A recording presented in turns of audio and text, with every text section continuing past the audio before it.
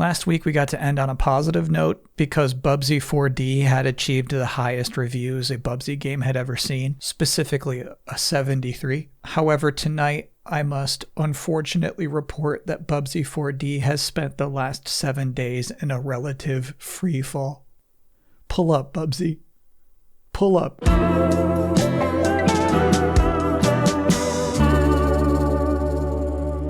Every year I do my top 10 most anticipated trailers, right? And for 2026, Call of Duty was on there. Number 6. And that's not because I love Call of Duty. It's because I love video game business narratives. Last year's Call of Duty was, presumably, a big disappointment. And just back in that video, I was talking about how to make things even worse. Somehow, Battlefield was making fun of Call of Duty. The purpose of Battlefield's message was just to say, we're legit. We're no nonsense. We're gritty. We're realistic. And Call of Duty is just some jokey Hollywood buffoonery. And then Call of Duty just played right into that criticism. So I was frankly pretty surprised when Call of Duty Modern Warfare 4 was announced this week, preceded by 0 countdowns or 0 teases. Just there's the trailer. Pre-order now, everyone. The Xbox showcase is next weekend. And Activision said, we're good. You do your thing. More room for Gears of War. Because you might remember the mysterious big budget CGI reveal of Call of Duty Black Ops 7 was the special one more thing moment of last year's Xbox showcase. And it frankly just didn't work. It was a bad trailer on its own. Yeah, but also not the kind of trailer a Call of Duty game needs. So it's 2026. Let's see the response. Let's see the Call of Duty bounce back. Welcome to South Korea. And I think there's actually some striking imagery in this. And it's interesting, this trailer starts with a low-stakes convenience store visit with the boys. You might think that's an obvious choice because presumably that's also just how the game itself starts. But just compare that moment to the opening seconds of the eventual gameplay reveal of Black Ops 7.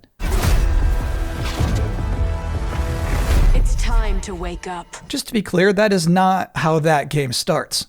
Last year's strategy was, let me show you something really crazy. This year's strategy is, let me draw you in, and then I'm going to show you some dour realism. We could all die tonight. We don't even get a choice. And to be fair about the Modern Warfare 4 trailer, there's still a bit of Call of Duty-ness to it. You know, like this shot where you're just shooting this guy in the jaw, or, you know, the dramatic rooftop knife fight.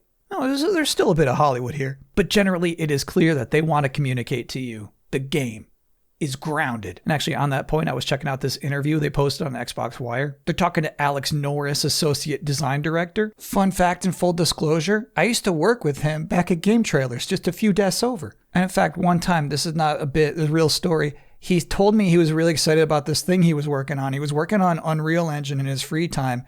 And he showed me this game that he was working on, and it was a first-person shooter where you were going through like a burning city.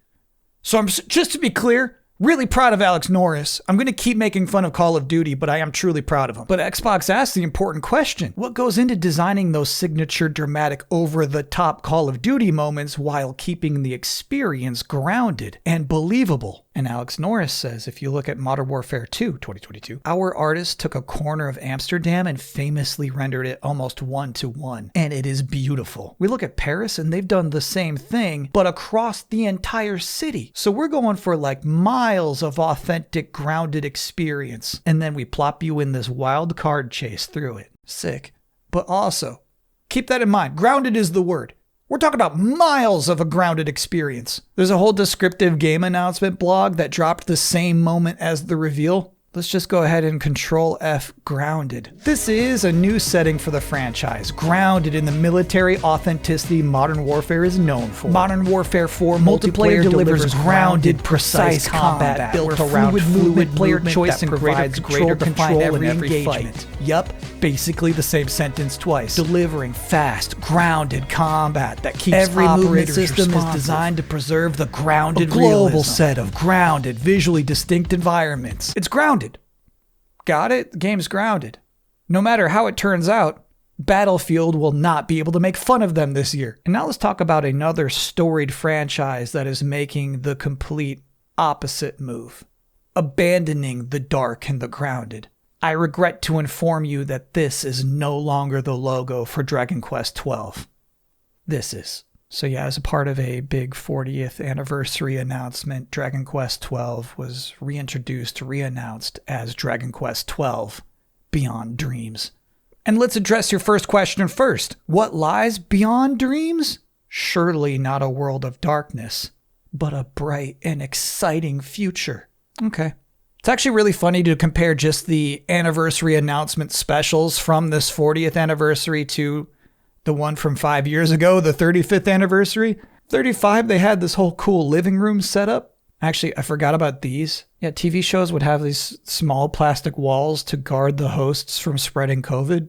And yeah, there were a whole bunch of announcements, but they were being especially cheeky about teasing Dragon Quest XII. Pretty fun, pretty special. For the 40th anniversary, you get this wall. And a good deal of this 9-minute presentation was spent explaining why Dragon Quest XII hasn't come out yet. And here's the most detail they gave. As we kept talking with Yuji Horii and pinned down what a Dragon Quest game should look like, we decided to move things around and start over from scratch. Usually that's a bad sign. They did have more to show of the new Dragon Quest XII though. And I don't think it looks bad. In fact, we all know I'm going to play this. I just think it's poor form. Hi everybody, welcome to the 40th anniversary celebration. We appreciate you. Just so you know, that game you were looking forward to, development restarted on it because we weren't liking the vibes. And as you can see, our new direction is much safer. Green grass, blue skies, optimism. Just gonna clap for ourselves for a moment here. And then they somehow have the gall to announce another brand new game for which they have nothing to show yet. We're hoping to release before 12, but really, why should anyone trust our gut at this point? Here it is. Here's a little parade of jiggling PNGs. Dragon Quest Monsters: The Withered World. Yup, this game is further along than Dragon Quest XII. Sure. Cool dog. See you again at the 45th anniversary. Now that's it for delayed input, but next week's weird. Next week's weird because I'm going to be in Los Angeles for Summer Game Fest, which means I won't be able to upload a video typically as I do Friday morning. However, next week is too big of a big deal for me to take a whole week off for, so the plan is Sunday after the Xbox showcase to try to upload a video sometime after that. Hopefully Sunday night, most likely Monday morning. Until then, thanks for watching.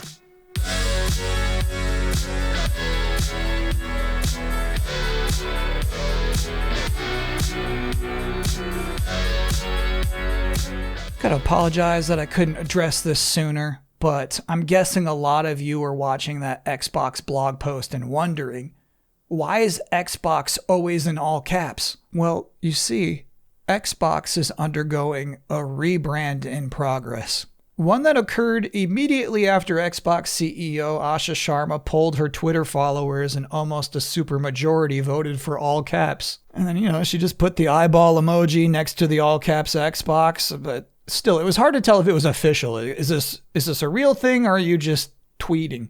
For instance, if you buy an Xbox from the Microsoft store, you're still buying a traditionally capitalized Xbox. However, this bold We Are Xbox manifesto penned by Matt and Asha back in April has actually been retroactively all capsed. So if you're wondering why there's been no official statement yet, my guess is that they're just following Xbox tenet number 5, signal over ceremony. And then we'll just have to see, going forward, how many outlets and human beings choose to adhere to all caps Xbox.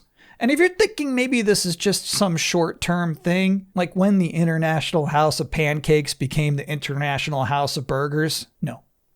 It does seem as though Xbox leadership is thinking about this change long-term. In an internal memo exclusively leaked to The Verge this week, Asha Sharma allegedly says this: "We are building a stronger Xbox," all caps. "That means making hard choices about what we build, where we invest, and what kind of company we need to be going forward." Ominous. That is part of what you are starting to see in the shift from Xbox to Xbox. It reflects a decision to be deliberate in how we show up for the players who care most about this brand. So as you can see, the all caps Xbox thing is part of a grander movement to please specifically Xbox fans.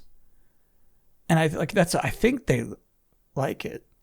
Like, if you don't like it, it was never for you in the first place. Sorry, bud. Xbox Tenet 7. Outwork the problem.